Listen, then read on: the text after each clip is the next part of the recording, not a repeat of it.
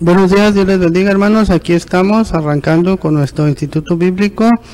Gracias a Dios, después de mucho tiempo de oración, mucho tiempo de preparación, mucho tiempo de oposición, aquí estamos, gracias a Dios.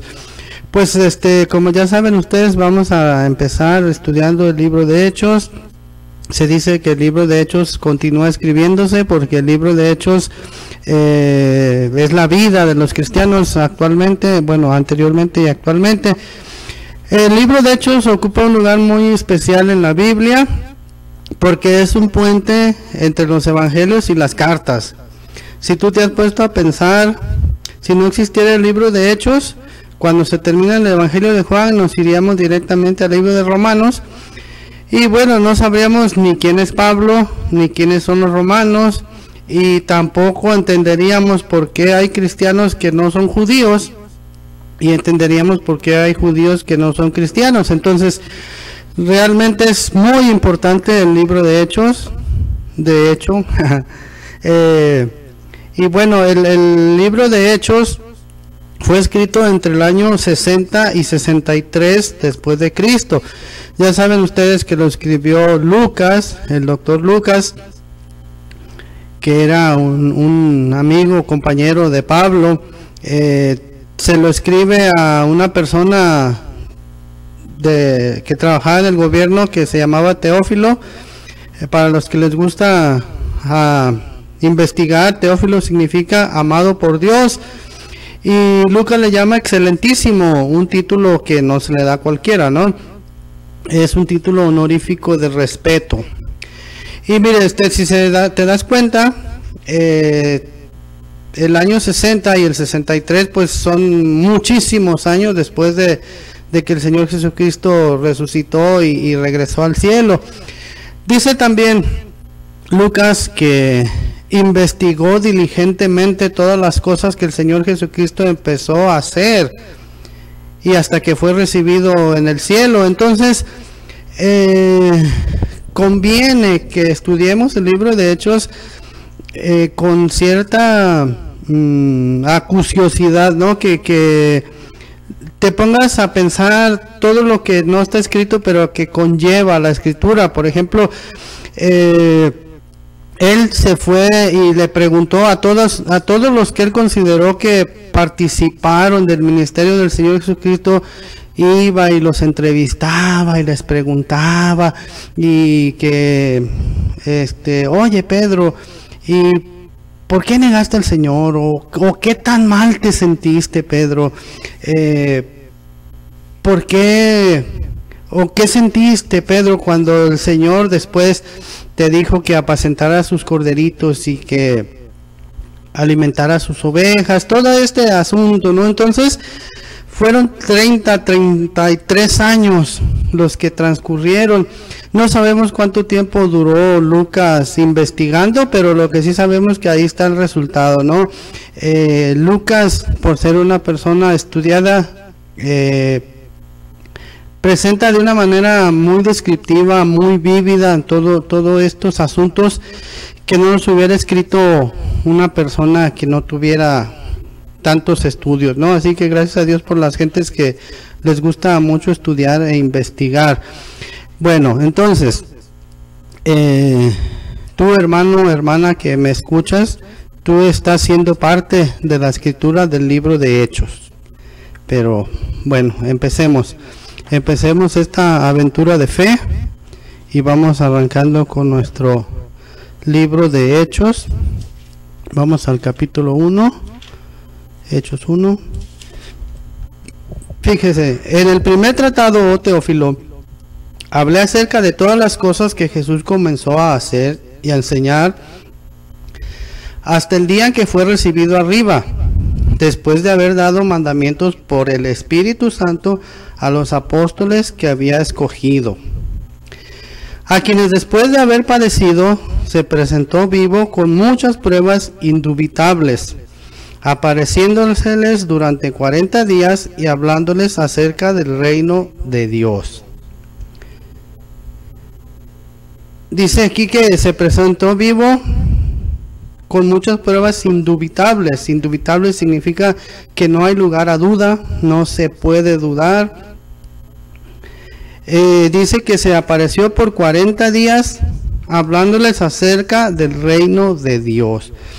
Y bueno, en el libro de Hechos lo que su principal contexto es que el Señor Jesucristo ya no va a estar aquí en esta tierra.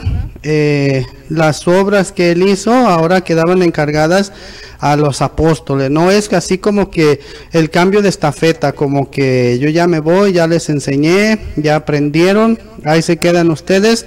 Ahora les corresponde a ustedes ir por este mundo y enseñarles lo que yo les he enseñado. Esto es lo que el Señor Jesucristo les dijo, ¿no? Y estando juntos, verso 4, y estando juntos les mandó que no se fueran de Jerusalén, sino que esperasen la promesa del Padre. Eso usted lo puede ver en Lucas 24:49. Porque Juan ciertamente bautizó con agua, mas vosotros seréis bautizados con el Espíritu Santo dentro de no muchos días. A ver, a los que les gusta investigar, yo les pregunto, si el Señor Jesús se apareció por 40 días, y cuando aquí les dice que serán bautizados dentro de no muchos días, ¿cuántos días faltaban? Investíguenlo y me avisan. Verso 6. Entonces los que se habían reunido le preguntaron diciendo, Señor, ¿restaurarás el reino a Israel en este tiempo? Y les dijo, no os toca a vosotros saber los tiempos o las sazones que el Padre puso en su sola potestad. Hay un punto y coma. Recuerden ustedes que después del punto y coma hay una consecuencia, o hay un mandato, o hay una aseveración. Pero recibiréis poder cuando haya venido sobre vosotros el Espíritu Santo, y me seréis testigos en Jerusalén, en toda Judea, en Samaria y hasta lo último de la tierra. Y mire usted, algo que aprendí, a veces nosotros nos preocupamos por cosas nimias, ¿no? Cosas banales, y ellos le decían, oye Señor, ¿y qué? ¿Vas a restaurar el reino? ¿Nos vas a liberar de la opresión romana? ¿Vamos a ser ricos? ¿Vamos a tener un rey? ¿Vamos a conquistar la tierra? ¿O cómo va a estar la situación? Y mire usted, así entre líneas el Señor Jesucristo les dice, ¿por qué se preocupan de esas cosas? ¿Por qué les interesan esas cosas que no son trascendentes? Y les dice, ustedes recibirán poder y me seréis testigos. ¿Cuál es el propósito del libro de Hechos? Que precisamente seamos testigos, ¿no? Más adelante vamos a ver cómo los apóstoles le dicen a los gobernantes que no podemos callar lo que hemos visto y oído. Entonces, a veces nos metemos en cuestiones de política y en cuestiones de otra índole, ¿no? Lo importante es tener poder del Espíritu Santo y ser testigos. Y mire usted, el Señor Jesucristo les da ¿cómo le dirían? Los lineamientos hacia dónde hay que ser testigos. En Judea, bueno, en Jerusalén primero. Jerusalén es su casa, su entorno más cercano. Luego Judea es un poco más lejos. Samaria un poco más lejos, donde había muchos gentiles, y hasta lo último de la tierra. Entonces, hermano, amado, hermana que nos escuchas, tu ministerio, antes de que le digas al Señor, mándame a India, o mándame a Taiwán, o mándame a Chicomostoc, primero debes ser testigo a tu familia, ¿no? Después a tus vecinos, al carnicero, al de los tacos, después al camionero de la ruta que siempre tomas, después al municipio que sigue, después a un estado de México, después a el extranjero y hasta el último de la tierra, ¿no? Pero empecemos por nuestra casa. Verso 9, y habiendo dicho estas cosas, viéndolo ellos, fue alzado, o fue levantado, o fue elevado, y le recibió una nube que le ocultó de sus ojos. Hay quienes dicen que esa nube hace referencia al Shekinah, a la gloria de Dios que se veía en el Antiguo Testamento, y dice que le ocultó de sus ojos, ya no lo podían ver. Y en el 10 dice, y estando ellos con los ojos puestos en el cielo, entre tanto que él se iba, he aquí que se pusieron junto a ellos dos varones con vestiduras blancas. Y mire, el verbo que utiliza ahí para puestos, con los ojos puestos en el cielo, significa así como que estirando la vista, como que esperando tener otra visión o esperando seguir viendo, ¿no? Y a veces nos ensimismamos o nos aferramos, ¿no?, a algo y no vemos lo que está delante o no vemos la tarea que nos ha sido encomendada, ¿no? Y le dicen los varones, dice, he aquí que se pusieron junto a ellos dos varones con vestiduras blancas, ¿no? Se especula que eran unos ángeles, los cuales también les dijeron, varones galileos, ¿por qué estáis mirando al cielo? Era algo así como que ya, hombre, pónganse a trabajar, ya dejen de estar contemplando el cielo, ¿no? Y les dice, este mismo Jesús que ha sido tomado de vosotros al cielo, así vendrá como le habéis visto ir al cielo. Entonces volvieron a Jerusalén desde el monte que se llama del Olivar, o el monte de los olivos, el cual está cerca de Jerusalén, camino de un día de reposo. Ya sabe usted que los días de reposo, el sábado, no se permitía hacer ninguna obra, no se permitía hacer ningún tipo de trabajo, pero sí se permitía caminar cierta distancia. El monte de los olivos estaba cerca de Jerusalén, más o menos como 3/4 de milla o como 1 kilómetro. Entonces, el día de reposo sí se permitía caminar 1 kilómetro. Dice, y entrados, subieron al aposento alto, donde moraban Pedro y Jacobo, Juan, Andrés, Felipe, Tomás, Bartolomé, Mateo, Jacobo, hijo de Alfeo, Simón el celote y Judas, hermano de Jacobo. Todos estos perseveraban unánimes en oración y ruego con las mujeres y con María, la madre de Jesús, y con sus hermanos. Vea usted, perseveraban unánimes en oración y ruego. Unánime significa de un mismo ánimo, de un mismo sentir, de una misma meta, con una misma intención. Y no nada más era oración así de bla, bla, bla, bla, bla, bla. Era ruego, era súplica, era clamor. Necesitamos oración y ruego, hermanos. Ahora, verso 15. En aquellos días Pedro se levantó en medio de los hermanos, y los reunidos eran como 120 en número, y dijo, varones hermanos, era necesario que se cumpliese la escritura en que el Espíritu Santo habló antes por boca de David acerca de Judas, que fue guía de los que prendieron a Jesús, y era contado con nosotros y tenía parte en este ministerio. Aquí se levanta Pedro, ese Pedro, ¿cómo diríamos? Ese Pedro arrebatado, ese Pedro colérico, se levanta y empieza a liderar, como se diga.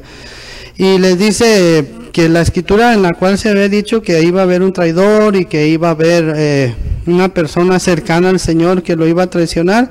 Recuerden ustedes que estaba escrito, dice, Judas era contado con nosotros, por 3 años y medio anduvo con ellos, comió con ellos, vio los milagros. No dice la Biblia, pero no sé, a lo mejor de vez en cuando Judas oraba por un enfermo, no dice ahí, y tenía parte en este ministerio, ¿no? Y luego dice en el 18, este pues con el salario de su iniquidad, con las 30 monedas que le pagaron por traicionar al Señor, adquirió un campo, y cayendo de cabeza se reventó por la mitad y todas sus entrañas se derramaron.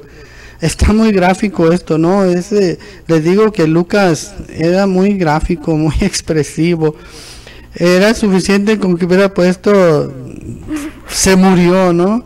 pero dice que se reventó por la mitad, fíjese, hasta eso, por la mitad, y todas sus entrañas se derramaron. Está medio feo eso.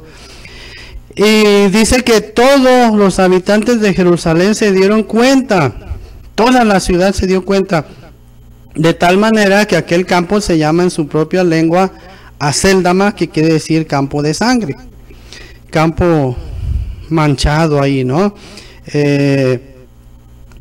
Y luego dice, todo lo que está refiriendo, le dice, porque está escrito en el libro de los Salmos, se ha hecho desierta su habitación y no haya quien more en ella. No, pues ¿quién va a querer vivir en un pedazo de tierra que pertenecía a un traidor, no? Y dice, tome otro su oficio. Eso está escrito en el Salmo 69, 6-9, verso 25, y Salmo 109, verso 8, verso 21. Es necesario pues que de estos hombres que han estado juntos con nosotros todo el tiempo que el Señor Jesús entraba y salía entre nosotros, comenzando desde el bautismo de Juan hasta el día en que de entre de nosotros fue recibido arriba, uno se ha hecho testigo con nosotros de su resurrección. Entonces, había un grupo de gente que había seguido al Señor siempre, por 3 años y medio, los 2 era así como el círculo rojo, como lo más cercano, pero había mucha gente que seguía al Señor y que veía sus maravillas y que ayudaba, no sé, cuando repartieron la comida entre las 5,000 gentes, pues no fueron solamente los 12, tuvo que haber mucha más gente. Entonces hubo gente que dice, es necesario que de estos hombres que han estado juntos con nosotros todo el tiempo que el Señor Jesús entraba y salía entre nosotros. Y luego dice, es necesario que uno se ha hecho testigo con nosotros de su resurrección. La resurrección es la parte medular del cristianismo, ¿no? Sin resurrección, pues no sirve de nada ser cristiano, ¿no? Entonces es necesario ser testigo. Pero si se fija usted, de los 12 discípulos quedaban 11 solamente, había que completar los 12 para que fueran testigos, ¿no? Y luego dice que señalaron a 2, a José llamado Barsabás, que tenía por sobrenombre Justo, y a Matías. Es bonito tener un sobrenombre Justo, ¿no? Y orando dijeron, tú, Señor, que conoces los corazones de todos, muestra cuál de estos 2 has escogido.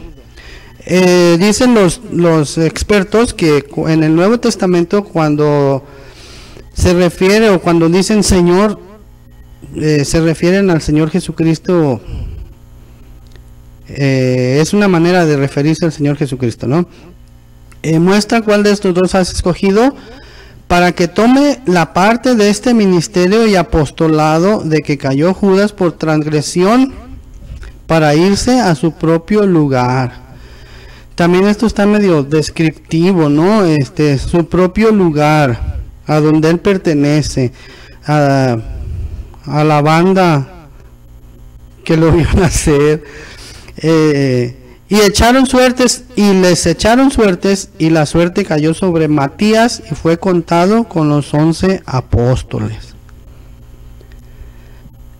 Ya sabe usted que la palabra apóstoles o apóstol significa uno que es enviado, ¿no? No es un título, digamos, de realeza, ni un título para sentirse mucho, ¿no? Capítulo 2, verso 1, cuando llegó el día de Pentecostés, estaban todos unánimes juntos. Y aquí está la respuesta que les pregunté, cuántos días faltaban para que se cumpliera la promesa del Espíritu Santo. Eso ustedes me lo investigan, no se los voy a decir. Bueno, sí se los voy a decir. Pentecostés significa 50 días o 50ª, Ya ahí ustedes me avisan. Dice, y de repente vino del cielo un estruendo como de un viento recio que soplaba, el cual llenó toda la casa donde estaban sentados. Y miren ustedes, fíjense, dice que vino del cielo un estruendo como de un viento recio. No dice que viene un viento recio, un estruendo. Y ahorita va usted a notar que fue un estruendo muy estruendoso. Ahorita van a ver por qué. Y dice, y se les aparecieron lenguas repartidas como de fuego, asentándose sobre cada uno de ellos. A ver, les voy a preguntar algo. ¿Por qué creen ustedes que se les aparecieron lenguas repartidas como de fuego? ¿Por qué no se les aparecieron tetraedros o icosaedros o pentágonos o triángulos? A ver, ¿por qué? Me lo resuelven.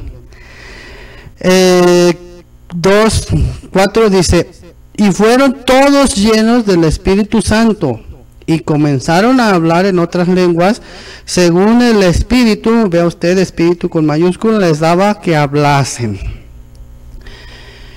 El Espíritu Santo en nosotros tiene, ¿cómo diríamos? Tres manifestaciones o tres maneras, o hay tres maneras en que podemos ver el Espíritu Santo en nuestra vida. Mira, una de ellas es cuando nosotros no somos cristianos, pero el Señor Jesús nos está buscando. Entonces el Espíritu Santo está a un lado de nosotros o junto a nosotros, ¿no? Y nos está buscando para redarguirnos de justicia, de pecado y de juicio, pero a veces nos hacemos como que no oímos y pasa el tiempo, pero por la gracia de Dios algún día entendemos y aceptamos al Señor Jesucristo. Entonces el Espíritu Santo pasa de estar a un lado, pasa a estar dentro de nosotros cuando aceptamos al Señor Jesucristo, cuando nacemos de nuevo, cuando le entregamos nuestra vida, cuando decidimos que Él gobierne nuestra vida, cuando le pedimos que perdone nuestros pecados. Entonces el Espíritu Santo pasa de estar junto a nosotros, pasa a estar dentro de nosotros. Pero después hay una parte en nuestra vida en la cual debemos insistir mucho. Dice el Señor Jesucristo que el Padre dará el Espíritu Santo a todo aquel que se lo pida. Entonces dice aquí que todos fueron llenos del Espíritu Santo. Entonces, la otra manera en que el Espíritu Santo actúa o trabaja en nosotros o se manifiesta en nosotros es cuando está sobre nosotros. Está dentro de nosotros, pero también está sobre nosotros y nos llena y nos da poder para ser testigos, ¿no? El poder del Espíritu Santo no es para presumirse, no es para decir yo tengo más poder, yo tengo más espíritu que tú, yo soy más espiritual, no, es para ser testigos. Tienes mucho Espíritu Santo, a ver, te quiero ver predicándoles a las gentes en las calles, ¿no? Entonces fueron llenos del Espíritu Santo y comenzaron a hablar en otras lenguas según el Espíritu les daba que hablasen. Bueno, les voy a explicar lo de los icosaedros y tetraedros. Miren, lengua nos habla precisamente de lenguaje, de idioma, de modo de hablar, de naciones, de pueblos. Entonces el Espíritu Santo viene en forma de lengua para que con tu lengua vayas y hables.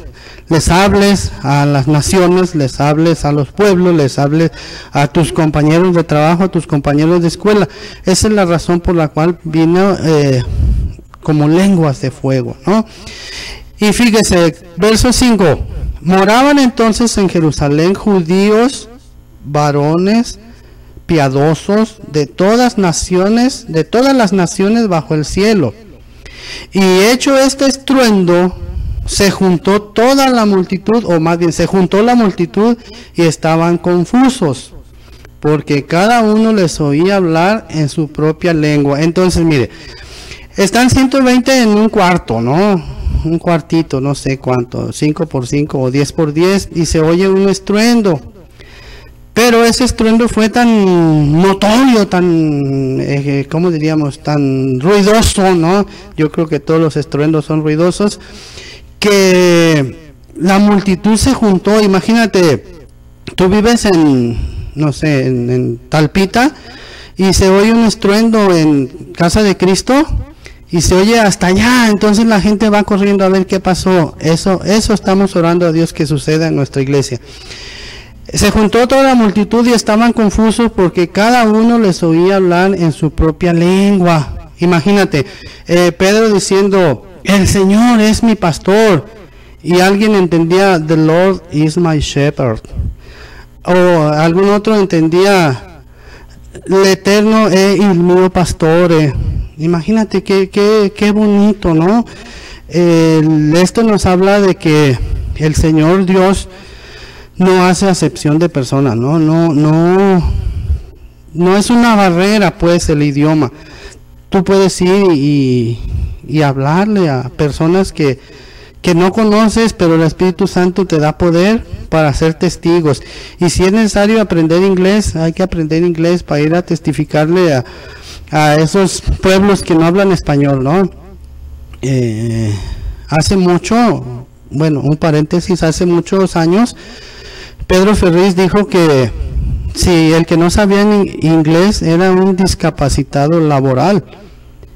Y mi hijo me platicó que él oyó eso y que le dio mucho coraje oír eso, porque dice, ¿cómo se atreve Pedro Ferriz a decir eso? Y yo le decía, hijo, pues yo creo que sí, realmente sí tiene razón, ¿no? Porque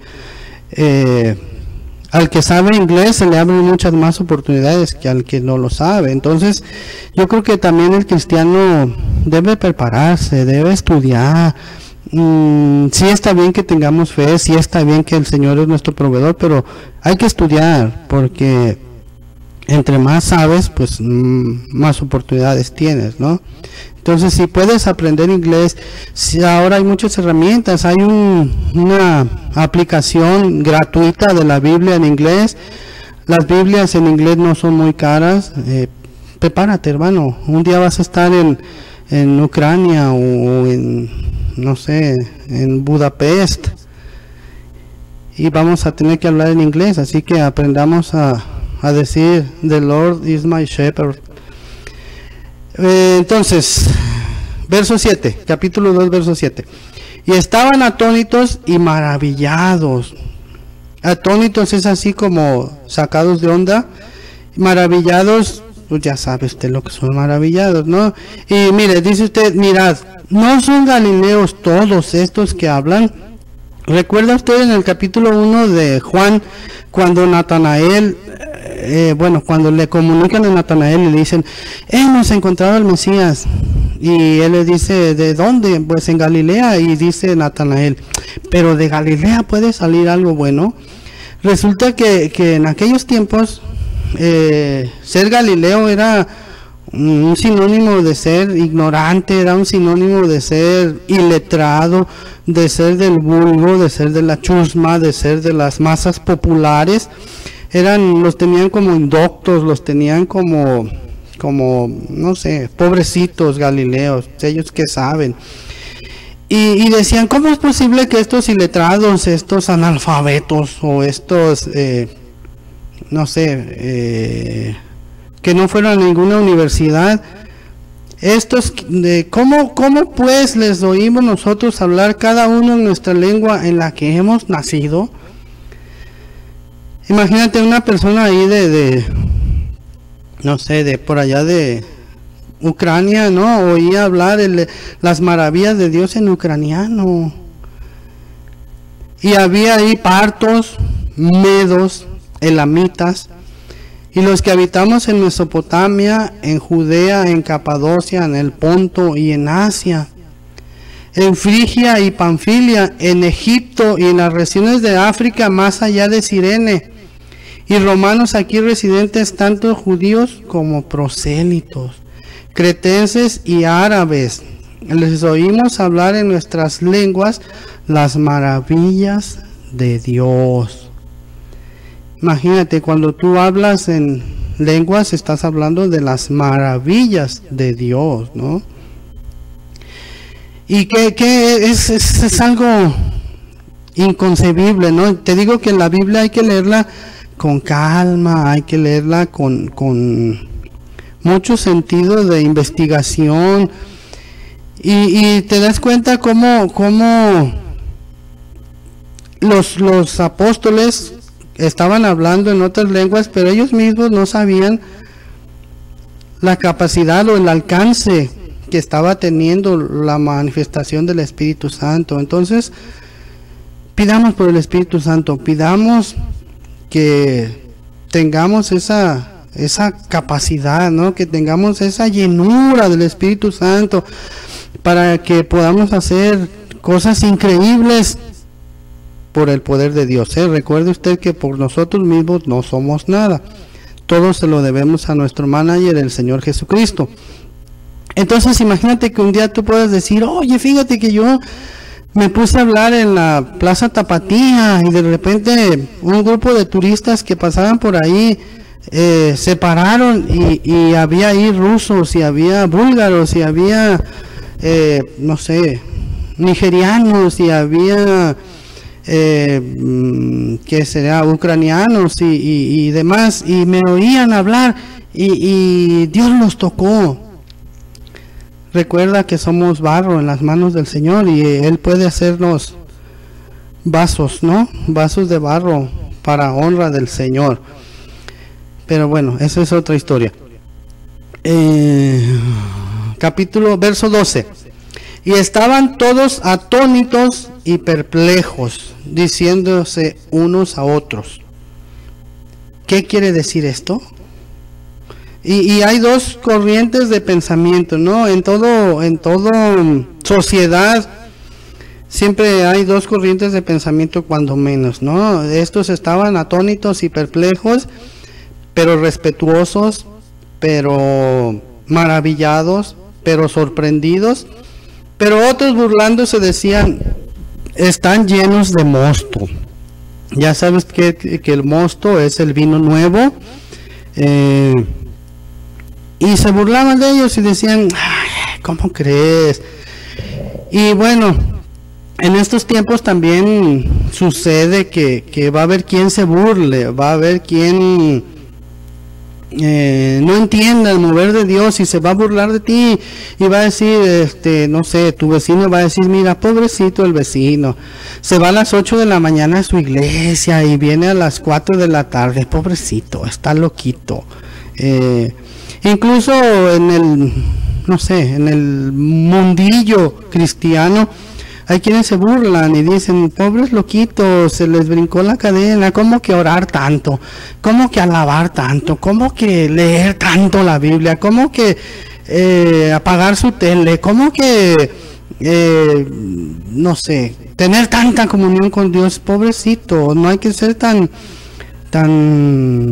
¿cómo se dice? No seas cucaracha de iglesia. Alguna vez me dijeron a mí, no seas cucaracha de iglesia. Pero platicando con un amigo me decía, es que no hay otra manera. Es lo que hacían los cristianos o los hombres de Dios antiguos. Eso hacían, oración y lectura bíblica, y ciertamente trabajaban y tenían su profesión, pero procuraban buscar a Dios. Entonces, los que no entienden el mover de Dios se van a burlar de ti, pero va a haber quienes van a estar atónitos y maravillados y van a oír que tú cuentas las maravillas de Dios. Así que, hermano, hermana, precioso, que la gente te conozca porque hablas las maravillas de Dios. Muchas gracias, Dios les bendiga, nos vemos en la próxima clase con la ayuda de Dios. Dios les bendiga, gracias.